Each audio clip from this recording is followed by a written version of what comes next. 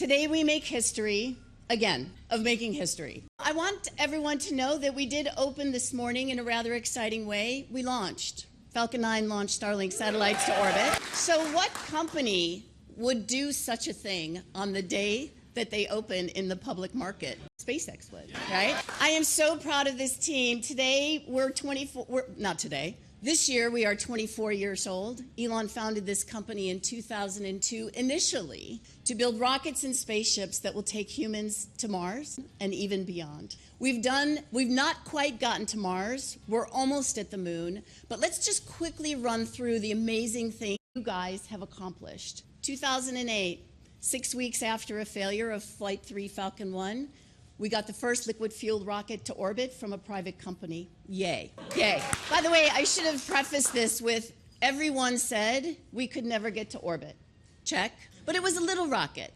Then everyone said, well, you can't get a real rocket to orbit. 2 years later, we got a real rocket to orbit, Falcon 9. Oh, well, you'll never get to the space station, because that's what we really want to do, right? We want to take humans outside Earth, but you'll never get astronauts to the space station. Check. We did that too. Doubters, right? Oh, you'll never fly Falcon 9 enough. You'll never get to production. 165 launches last year. Check. You'll never build a rocket large enough to take humans to the moon and Mars. We build one. This year, I believe we'll get to orbit with that vehicle, and we'll recover the second stage. We've already recovered the first stage and reflown it. So good on you all for that too.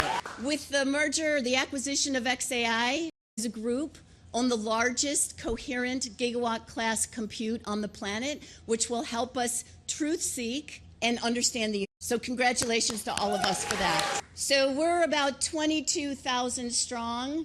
I'm super proud that over half of us actually bought additional stock in this opening, totaling $1 billion. So thank you for that too.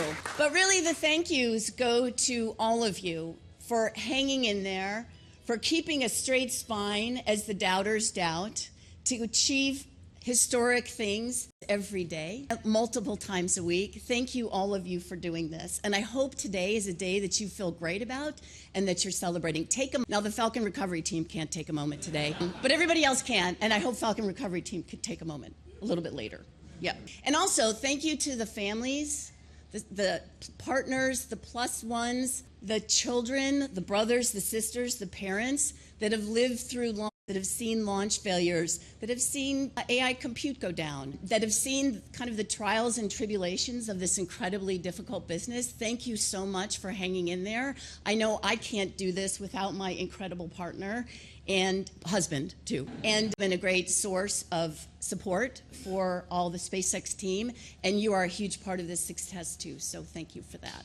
I haven't mentioned Starlink and Starlink Mobile yet. We're probably connected through that, so incredible team to do that, connecting those that are unconnected, and I'm really excited about the future of that. In fact, as I was meeting literally almost 1,000 people in person over the last 2 weeks and almost 100,000 through telecommunications, hopefully on Starlink, what was clear to me is I was talking about the future and they were asking questions about what we'd achieved and what we're going to achieve. What was clear to me is that it might feel like a long haul, but it's going to be even more exciting going forward. So I want to introduce my boss of 24 years, the chairman of this incredible company, the CEO of this incredible company, and the chief designer of this incredible company, Mr. Elon Musk, who is in Starbase, Texas, and he's celebrating there with 4,000 or 5,000 people. Thank you so much. Elon Musk and SpaceX begins trading on the NASDAQ under ticker SPCX in what is being called the largest public offering in capital markets history. SpaceX's president lays out the company's track record in simple terms: orbit, the space station, Falcon recovery, Starlink, Starship, and now gigawatt-scale AI compute. But the bigger message is not what the company has already done. It is that all of those milestones are now becoming the foundation for something much larger. Take a look at what Elon says next about why SpaceX is going public now, and why he thinks the next phase will be far bigger than the first 24 years. Well, thank you, Gwynne. Gwynne Shotwell has been an incredible partner, and I was one of the first people to join the company. And thank you, Gwynne. Oh, she's in New York, of course. Where is she? And yeah, it is certainly hard to believe that a little company that started in a warehouse in El Segundo is now going public for with the largest IPO that ever. And let me tell you, if people had told me this was going to happen, I was like, man, you must be smoking some really good crack, because I think this company's going to fail. I mean, I gave SpaceX less than a 10% chance of succeeding at all, to be clear. In fact, I told people this. I said, look, we're probably going to fail, but we should give it a try, because if we don't, if there's not a new company that enters space, we will never be a truly spacefaring civilization. The other aerospace companies, they build good rockets and everything. They were simply not pursuing the technology that's necessary to make life multiplanetary, to make Star Trek, to make the exciting futures that we've read about real. And that's what SpaceX is all about, is to take the fiction out of science fiction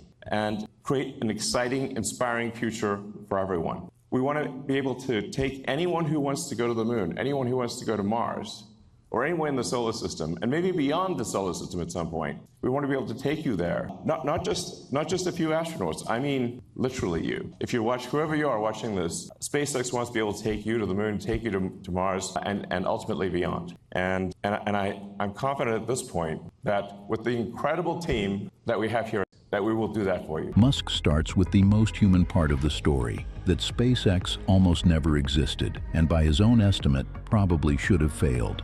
From there, he pivots into the real point of the company, not just building rockets, but building the technologies that could make science fiction real at population scale. Watch what Elon says next about why SpaceX was never meant to stop at launch, and how he sees the company turning the moon, Mars, and eventually the solar system into reachable destinations. SpaceX begins trading under the ticker SPCX in what is being framed as the largest public offering in capital markets history.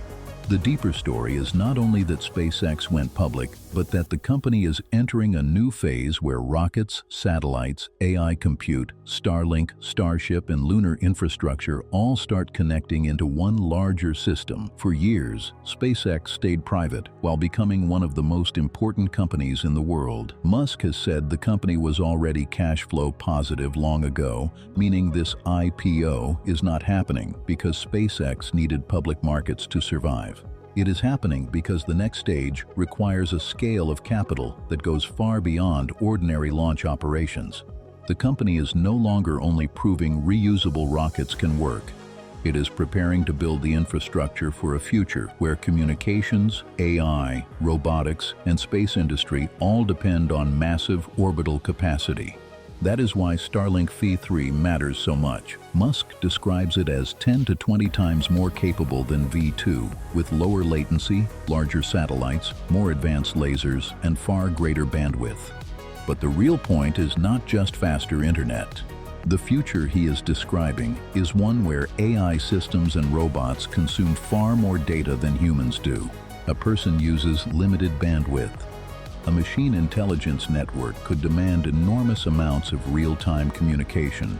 In that world, Starlink becomes more than satellite broadband. It becomes the nervous system for a machine-driven economy. This also explains why Musk keeps connecting Starlink to AI data centers in space. The bottleneck for AI is not only smarter models or better chips, it is power. Building massive data centers on Earth means fighting for electricity, land, cooling, and permits. In space, solar energy is constant, weather is irrelevant, and the scale of available power is far beyond anything Earth can provide. Starship is the bridge that makes that future possible. Full reusability is the key breakthrough because it changes rockets from disposable machines into real transportation systems. Once the cost of reaching orbit drops toward fuel and operations, entire industries become possible that could never exist under traditional launch economics.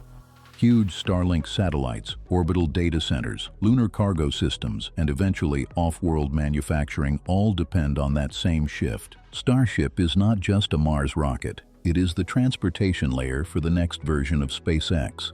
The Moon and Mars section shows how far Musk wants to take that system. The Moon is not only a destination. In his view, it can become an industrial platform because it has low gravity and no atmosphere. That makes concepts like electromagnetic mass drivers or railgun-style launch systems much more realistic.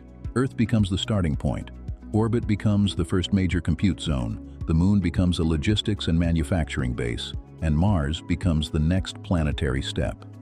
That is the ladder SpaceX is trying to build. The Terafab comments complete the other side of the equation.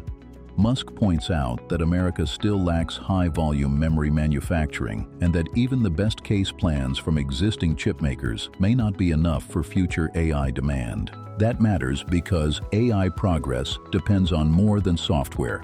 It depends on logic chips, memory, packaging, electricity, cooling, and the ability to manufacture all of it at extreme scale. The IPO funds the space side of the system, while Terafab points to the chip and manufacturing side needed to support it. Starship lowers the cost of orbit. Starlink provides global communication. AI data centers in space chase nearly unlimited solar power. Terafab addresses the chip bottleneck. The Moon becomes a future manufacturing and launch platform. Mars remains the long-term goal for making humanity multiplanetary.